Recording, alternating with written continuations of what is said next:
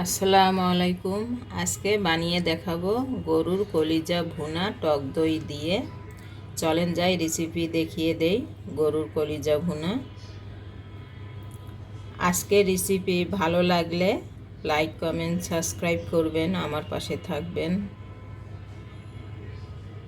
চলেন যাই রেসিপি দেখিয়ে দেই। দারুণ স্বাদের কলিজা ভুনা।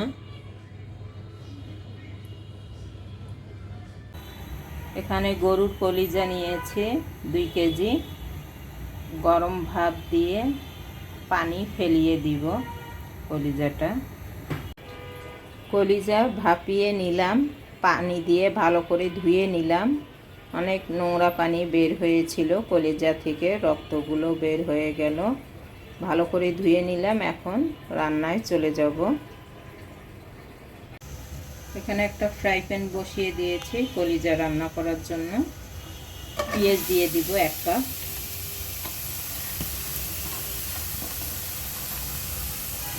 আমার 2 কেজি কলিজার জন্য 1 কাপ পেঁয়াজ নিয়েছি।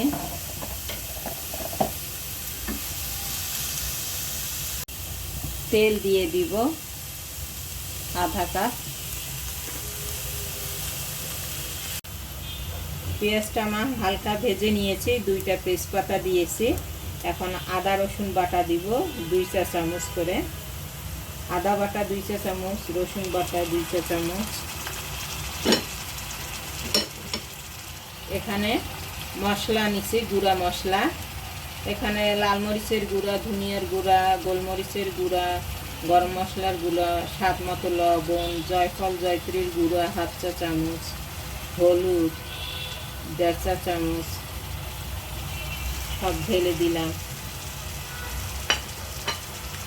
কাঁচামরিচের ফালি ঢেলে দিলাম 5-6টা কাঁচামরিচ। এখন মশলাটা আমি ভালো করে কষিয়ে নিব।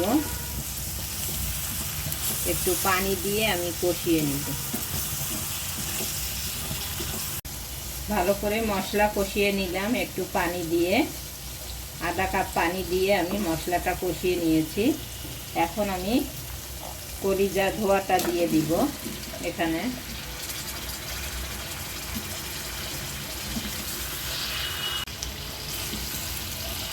ভালো করে নেড়ে চেড়ে নিয়ে নিব।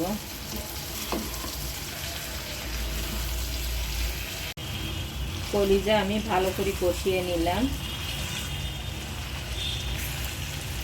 এখন আমি এর 1/2 কাপ টক দই দিয়ে দিব। 1/2 কাপ টক দই আবার ভালো করে নেড়ে চেড়ে নিব। ভালো করে নেড়ে চেড়ে নিলাম। এখন আমি সিদ্ধ করে নেব কলিজা। 2 কাপের মতন পানি দিলাম, দিয়ে কলিজাটা সিদ্ধ করে নেব ভালো করে। কলিজাটা সিদ্ধ হওয়ার পর আমি ফিরে আসব। কলিজাটা আমার হয়ে গেছে। এখন আমি 1 টেবিল চামচ গরম মশলার গুঁড়ো দিয়ে দিব। দিয়ে ভালো করে নেড়ে চেড়ে নিব। গরম মশলা দিয়ে ভালো করে নেড়ে চেড়ে নিলাম। হয়ে গেল আমার কলিজা ভুনা। দারুণ স্বাদের কলিজা ভুনা। আপনারা এভাবে বাসায় রান্না করে খাবেন, ভালো লাগবে। ভালো লাগলে লাইক কমেন্ট সাবস্ক্রাইব করবেন, আমার পাশে থাকবেন। আল্লাহ হাফেজ। আসসালামু আলাইকুম।